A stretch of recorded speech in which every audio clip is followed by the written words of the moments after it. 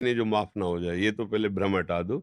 हमें जानबूझ के ऐसी कोई गलती करनी नहीं है, पर ऐसा कोई भी गलती नहीं है कि आपको माफी न मिले, नहीं तो हमारा जीवन ही बेकार हो जाएगा। फिर भगवत प्राप्ति कैसे हो सकती है? अगर हमसे गलती हो गई, हम उसी गलती को लेकर बैठे रहे तो हमारा जीवन ही बर्बाद हो जाएगा। हो गई गलती, उसके लिए प्रायश्चित है, उसके लिए दंड विधान है, सरकारी दंड विधान है, भागवतिक दंड विधान है, उनको स्वीकार करे, नहीं तो व्रत आदि के द्वारा उसका प्रायश्चित कर ले। जैसे मानो कोई भी पाप है, सबसे गलती हो जाती है, सबसे हो जाती है।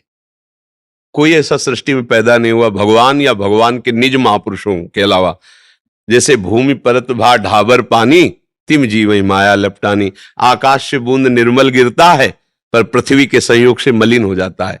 ऐसे ही इस शरीर के अभिमान में माया से युक्त होकर हमारे द्वारा गलतियां हो जाती, जो नहीं होना चाहिए। पर ऐसा नहीं कि गलती हो गई तो अब हमारी उन्नति ही नहीं हो सकती, अब हम भगवान को प्राप्त नहीं कर सकते। नहीं, भगवान के श्रीमुख के वचन है, अपिचेत सुदुराचारो भजते माम अनन्य भाग साधुरिव समंतव्या सम्यक व्यवसिता। ऐसा सु कहते हैं बड़े सुंदर ढंग से, सांगोपांग दुराचार करने वाला हो। सांगोपांग मतलब कुछ कसर नहीं रखा, सब कुछ करने वाला, घोर दुराचारी।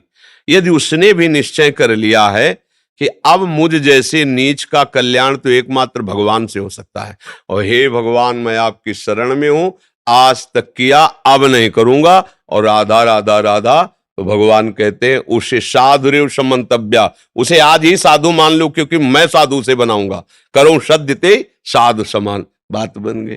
इससे मुझे लगता है कोई ऐसा पाप त्रिभुवन में नहीं है जिसका प्रायश्चित न हो, जो हमारे को भगवत प्राप्ति ना होने दे। बात पक्की समझ लो। अब ये भाव लेकर आप करो तो फिर भोगोगे।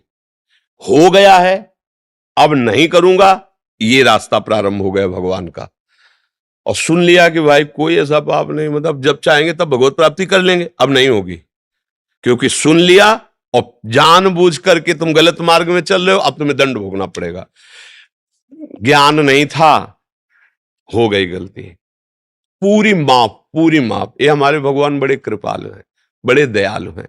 अगर वो दया न करे तो हमारा आपका किसी का भी कल्याण न हो, क्योंकि कोई ना कोई गलती जन्म जन्मांतरों में ऐसी हो ही जाती है, बहुत सी गलतियां हो जाती है।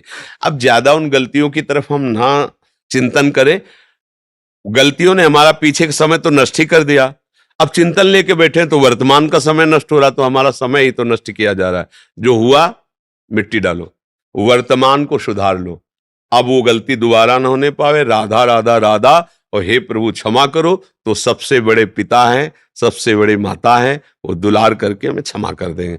जैसे अपने बच्चे से कोई गलती हो जाए तो माता पिता इतना हृदय में रखते हैं कि चाहे कुछ भी बेचना पड़े हम तुम्हें बचाएंगे, नहीं रखते? तो उनको तो बेचना खर्चा है ना, इसलिए वो तो न्यायाधीश है, अखिल लोकों के स्वामी है, वो हमको बहुत प्यार करते हैं, हम सबको प्यार करते हैं।